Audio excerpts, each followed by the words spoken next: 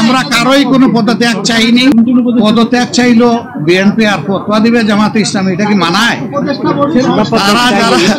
তারা যারা পদত্যাগ চেয়েছেন এই ব্যাপারে তারাই ব্যাখ্যা ভালো দেবেন। আমরা কারোই কোনো পদত্যাগ চাইনি এবং এই সময় আমরা যখন ওই রকম প্রয়োজন অনুভব করব তখন আপনাদের মাধ্যমে জানাই দেব।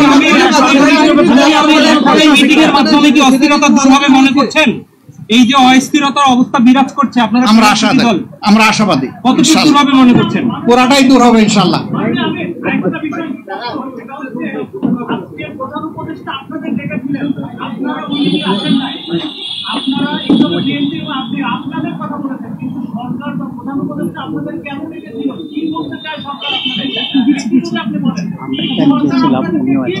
এটা ঠিক আমাদের ব্যাপার আর বিএনপির ব্যাপারে একরকম না, একটু ডিফারেন্স আছে। আমরা কিন্তু নিজেই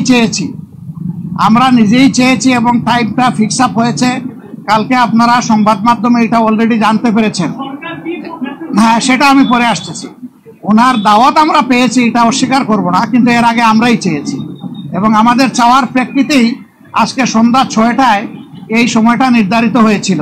আমাদের অন্য একটা দলীয় কর্মসূচি থাকার কারণে আমরাই চেয়েছিলাম যে আমাদেরকে আরো 2 ঘন্টা পিছিয়ে দেওয়া হোক। সে আমাদের অনুরোধের প্রেক্ষিতেই 8টা ফিক্স করা হয়েছিল, যদিও 8টায় আমরা শুরু করতে পারি নাই, একটু পরে আমরা শুরু করেছি। উনি ডেকে এইটুকুই বলেছেন, দেশ আমাদের সবার, আমি অবশ্যই অর্থবহ সুষ্ঠু স্বচ্ছ একটা নির্বাচন দিতে চাই, আমি যেন তেন কোনো নির্বাচন দিতে চাই না। এবং তিনি আমাদের কথা মনোযোগভাবে শুনেছেন আর বলেছেন যে আপনাদের পরামর্শগুলা আমি প্রয়োজন মনে করি, আপনারা যে পরামর্শ দেবেন অবশ্যই আমি এগুলা কনসিডারেশন নেব, অন্যদের কথাও আমি শুনবো এবং আগামীকালকেও তিনি আরো অনেকগুলা দলকে দাওয়াত দিচ্ছেন, তাদের কথাও তিনি শুনবেন। সবার কথা শোনার পরে তিনি আশা করি তার একটা সিদ্ধান্ত তিনি ম্যাচিউর করবেন। সবাইকে ধন্যবাদ।